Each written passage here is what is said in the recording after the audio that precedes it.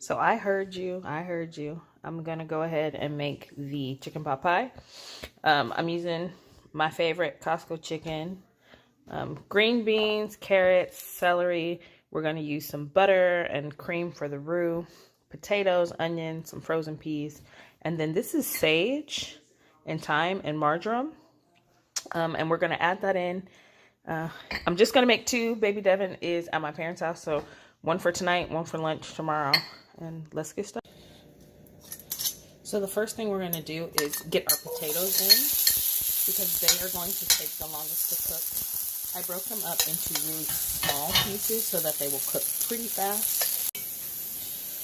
Since these are cut really small, they're not going to take long to cook. So this has been going for about 4 minutes at this point, and next I'm going to add the carrots. So you kind of want to add things in order of how long they take to prepare and cook through. And so carrots, you do want a little, I like a little bite to my carrots, so I'm not going to super cook them, but they're next in order, and then I'll add the rest of the veggies, everything but the peas. I've let the carrots cook for about 2 minutes, and now I'm going to add the green beans and the celery and the onion, and we're going to cook that until the onion is translucent. And then we'll add our chicken in just a couple of minutes. So I'm cool with the consistency of the celery and the onion. So now I'm going to dump in my chicken and my garlic. I add the garlic in with the chicken because you don't want it to burn. And this is over like a medium heat. Burnt garlic is awful. And so I'm going to add my chicken and let that cook for a few minutes. And what I'm going to do is season everything really, really well with salt and pepper. Everything has cooked. We've got some brown bits on the chicken. And so really I'm just going to take everything out and set it to the side. And we're going to start on our sauce or our roux that makes a chicken pot pie a chicken pot pie. First things first, we pretty much cleared everything out of the pan because this isn't going to be a dark gravy or a dark roux. Turn the fire down to low, and then we are going to add about a half a stick of butter. And we're going to let that, and we want the pan down low because we don't want it to brown, we don't want it to burn. And then I'm going to add the sage in now because this is a sage chicken pot pie. And we're going to let that cook up and get infused with the butter. So let that go. That should melt pretty quickly in here. And so as that's melting, and once again the fire is on low. So this is kind of how you start a gravy too. I'm going to add in some flour, and it will get thick.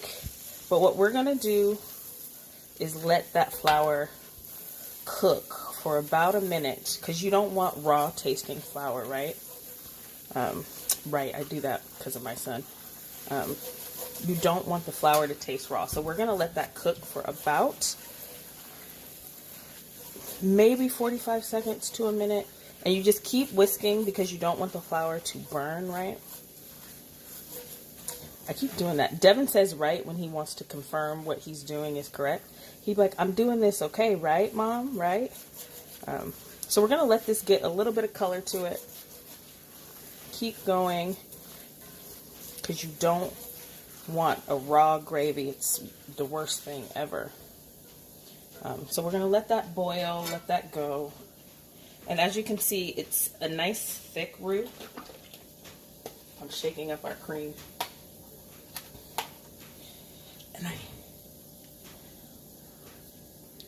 And next, what we're going to do is go ahead. You see how that's starting to nicely brown? And this is how you make gravy. There's a lot of, you make the roux for etouffee. This is really how you start the base of a lot of roux.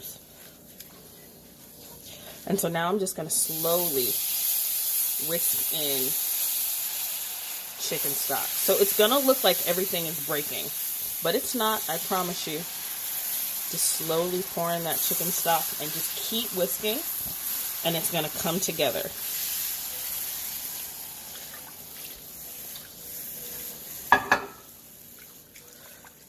Just keep whisking, keep whisking, keep whisking.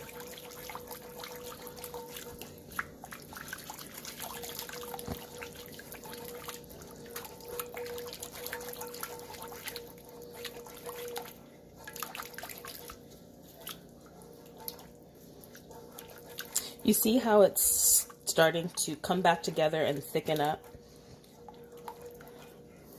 And so you use your judgment decision on if you feel like you need more chicken stock. I feel like I do. I am going to add some cream to this, but I like a nice, I don't like it too thick. And the cream is also going to thicken it up. So keep going. Now I'm going to go ahead and turn that fire up to medium from that low heat. We had it on low because, once again, we don't want to burn the flour. And so I think this is, I'm happy with the consistency that this is. And next I'm going to go ahead and add a splash of cream. Not a whole lot. Just a splash of cream. You can use milk, whatever you have on hand. I always have cream. When me and baby Devin eat desserts, I make fresh whipped cream most of the time. So it's just something I tend to have on hand. If you're on a diet, this is not for you. Like, nothing about this is healthy.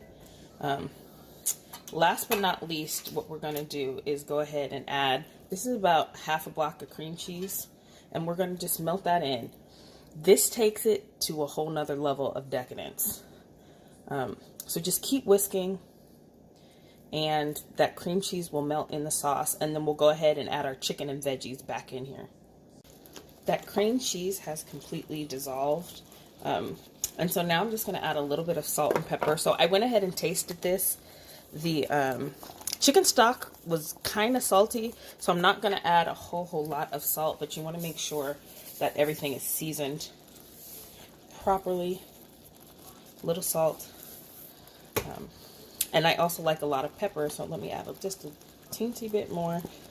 I keep my stuff in a pinch bowl because I'm too lazy to grind freshly cracked pepper, and either way, that's just where I'm at right now. So that is starting to boil and bubble. As you can see, the cream cheese has completely dissolved and melted into this roux. It's consistent and there are no lumps. It's nice and thick and creamy.